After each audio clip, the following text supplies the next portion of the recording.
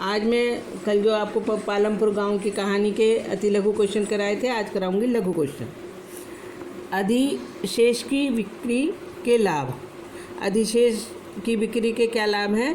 कुल उत्पादन में से अपने परिवार की आवश्यकता के अनुसार उत्पादन की कुछ मात्रा रखकर शेष तथा उत्पादन अधिशेष कहलाता है। यानी जितना उत्पादन होता है उसमें परिवार के लिए जो ज़रूरत होती है उसे निकाल लेते हैं और बाकी जो होता है उसे अधिशेष कहते हैं। इसकी बिक्री किसान बाज़ार में कर देते हैं, यानी बाकी जो अधिक सामान होता है उसे बाज़ार में बेच देते हैं।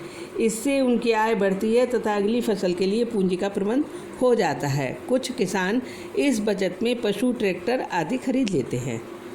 आए ना समझ में? दूसरा क्वेश्चन है, उन्नत किस्म के बीजों से खेती पर क्या प्रभाव पड़ता है?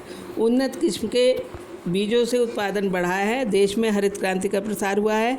इन बीजों से उत्पादन में 2 से 3 गुना तक की वृद्धि हुई है। तीसरा क्वेश्चन है, श्रमिक की विशेषताएं बताइए। कृषि श्रमिक की विशेषताएं निम्नलिखित हैं। पहला है मजदूरी, कार्य व स्थान के अनुसार तय की जाती है। कृषि श्रमिक भूमिहीन होते हैं, इन्हें नियमित काम नहीं मिल पाता।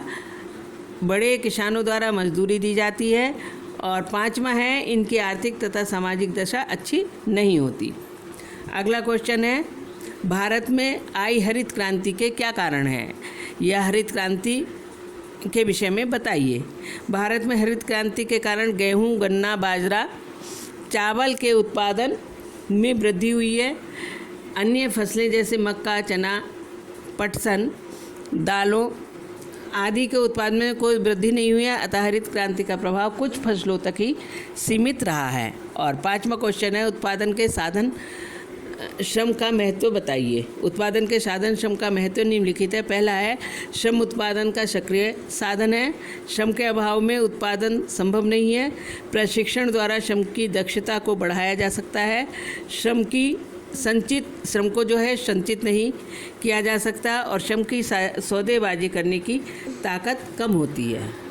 भाई ये क्वेश्चन आप अति लघु के बाद में ये लघु क्वेश्चन कर लेना और इनको याद करते जाना, एक एक क्वेश्चन रोज। ठीक है, थैंक यू।